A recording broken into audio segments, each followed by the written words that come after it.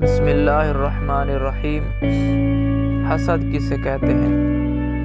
حسد کا لغوی معنی، حسد کا لفظ حسدل سے بنا ہے جس کا معنی ہے چچڑی۔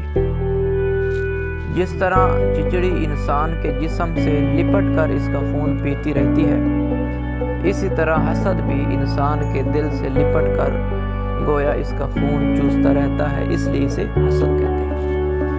حسد کے اصطلاحی معنی، امام راغب اصفہانی حسد کی تعریف بیان کرتے ہوئے لکھتے ہیں: جس شخص کے پاس نعمت ہو، اس سے نعمت کے زوال کی تمنا کو حسد کہتے ہیں۔ حسد اور رشک میں فرق۔ رشک اور حسد دو مختلف چیزیں ہیں، پہلی صرف پسندیدہ ہے اور دوسری مذموم ہے۔ رشک کے اندر اخلاقی اعتبار سے کوئی برائی نہیں ہے، بلکہ وہ محاسن اخلاق میں سے ہے اور ترقی کا محرک ہے۔ اس کے بالکل برعکس حسد ہے، جس میں حاسد محسود جیسا بننا نہیں چاہتا، بلکہ اس کی نعمت کا زوال چاہتا ہے اور بلا وجہ دل میں دشمنی کو پالتا ہے۔ اس کے علاوہ حاسد اللہ کی تقدیر سے ناخوش اور بیزار رہتا ہے۔ امام راغب اصفہانی رحمہ اللہ فرماتے ہیں کہ حسد یہ ہے کہ حاسد منعم علیہ سے زوال نعمت کی تمنا کرے، اور بسا اوقات حاسد محسود سے ان نعمتوں کے زوال کے درپے ہوتا ہے۔ حسد کی مذمت۔ حسد جائز نہیں۔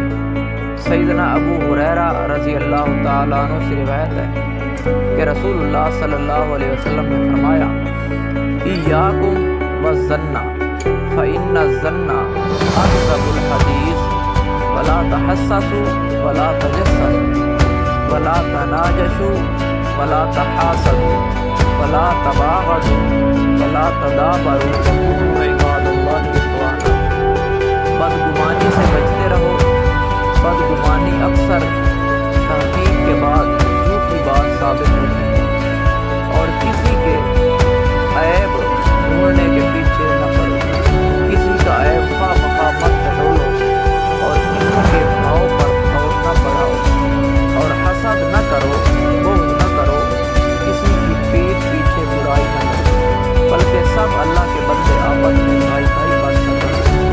ایک دوسری حدیث میں ہے، سیدنا انس بن مالک رضی اللہ تعالیٰ عنہ سے روایت ہے کہ رسول اللہ صلی اللہ علیہ وسلم نے فرمایا کہ لا تباغضوا ولا تحاسدوا ولا تدابروا وكونوا عباد اللہ اخوانا ولا يحل لمسلم ان يهجر اخاه فوق 3 ایام۔ ایک دوسرے سے بغض نہ رکھو اور نہ حسد کرو اور نہ غیبت کرو، اور اللہ تعالیٰ کے بندے بھائی بھائی ہو کر رہیں۔ کسی مسلمان کے لیے جائز نہیں کہ اپنے بھائی سے 3 دن سے زیادہ جدا رہے، یعنی قطع تعلق رکھے۔ ایمان اور حسد ایک دل میں اکٹھے نہیں ہو سکتے۔ حسد ایمان کے منافی ہے، ایک دل میں دونوں نہیں رہ سکتے۔ اس لیے رسول اللہ صلی اللہ علیہ وسلم نے فرمایا: لا یجتمعان فی قلب عبد الایمان والحسد۔ کسی بندے کے دل میں ایمان اور حسد جمع نہیں ہو سکتے۔ سیدنا معاویہ رضی اللہ تعالیٰ عنہ فرماتے ہیں کہ میں حاسد کے سوا سب آدمیوں کو خوش کر سکتا ہوں، کیونکہ حاسد زوال نعمت کے بغیر راضی